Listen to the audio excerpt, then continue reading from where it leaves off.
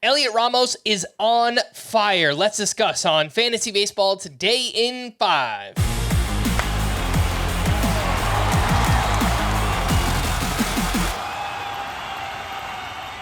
Welcome into FBT in 5 on Tuesday, June 18th. I am Frank Stampfl, joined by Scott White, and Elliot Ramos did it again on Monday, 2 for 5 with his 9th home run. He has gone nuclear in June, batting .387, 7 homers, a 1232 OPS.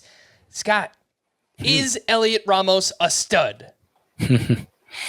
Well, I'm not ready to conclude that he's a stud, but he was a pretty high-end prospect, even going back to when his teenage years in the minor leagues. The prospect stock went kind of up and down over the years, and obviously he had a hard time transitioning to the majors in his first couple opportunities. But he does have that pedigree, and average exit velocity is 93 miles per hour. It's up there with Marcell Ozuna. It's up there with Yordan Alvarez. It doesn't mean it'll always be up there. It might just be another indicator that, Elliot Ramos is really hot right now. But it's not so far-fetched to think he could be legitimate. The strikeout rate around 28-29%, that's a little concerning. That would make me fearful of a drop-off more than anything else. But he may just be a worthwhile starter in fantasy rest of season. I don't think that's outside the realm of possibility. Yeah. I think there are some sell-high elements here. Obviously, a .981 OPS. I don't think anyone's expecting that moving forward from Elliot Ramos. Strikeout rate a little bit high. Swinging strikes are there. Also a 50% ground ball rate, but those are really the only things that I can nitpick. So, I mean, you could try and sell high. I don't think you absolutely have to by any means, unless you're getting, fair value in return based on what Ramos has done. I would want like a hitter who I thought was more convincingly high end, had more of a track record to back it up, like an Ozzie Albies type. And it may not even be a 1-for-1 trade that allows you to pull that off. But that's the scenario by which I'd sell high on Elliot Ramos. Let's bounce around to a few other things. Waiver wire hitters, 2 middle infielders that could be out there in shallower leagues.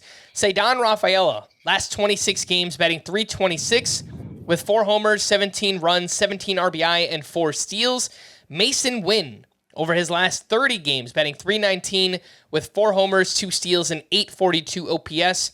If you had to choose one, Scott, who would you go with, Rafaela or Masyn Winn?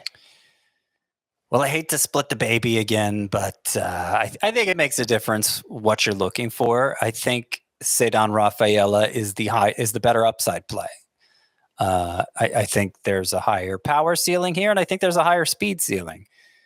I think Masyn Winn of the two is more likely to hit for average and is more likely to keep getting at bats in the Cardinals lineup. That shortstop job is just his. So in a deeper league where you can't afford to miss as much because there's not enough to fall back on, I could see siding with Masyn Winn. That's probably how I'll rank them for now. But if it's a shallower league and I'm just looking for upside, I think Ceddane Rafaela, what he's done here recently is worth gambling on. And obviously he's multi-eligible, 3 different positions. And there may be, we heard a few weeks ago about a change he was incorporating on his swing, lowering his hands. It had been something he'd been working on in the cages to help him catch up to velocity better. And this improvement we're seeing from Ceddane Rafaela recently, that may be him beginning to implement those changes. All right, let's wrap up with some news items. And Dave Roberts said the expectation is that Mookie Betts will be sidelined for 6 to 8 weeks. That brings us to early mid-August for Mookie Betts. And Gerrit Cole will officially make his season debut this Wednesday against the Orioles. In 3 rehab starts, he allowed 1 earned run over 12 1/3, striking out 19 while walking none. The Yankees have yet to play, so you can still set that part of your lineup.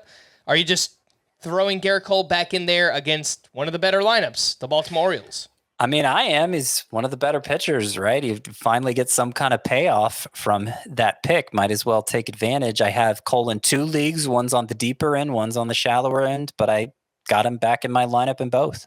All right, for more extensive fantasy baseball coverage, listen to the Fantasy Baseball Today podcast on Spotify, Apple Podcasts, the Odyssey app, or anywhere else podcasts are found. Thanks for listening to Fantasy Baseball Today in 5, and we will be back again tomorrow. Bye-bye.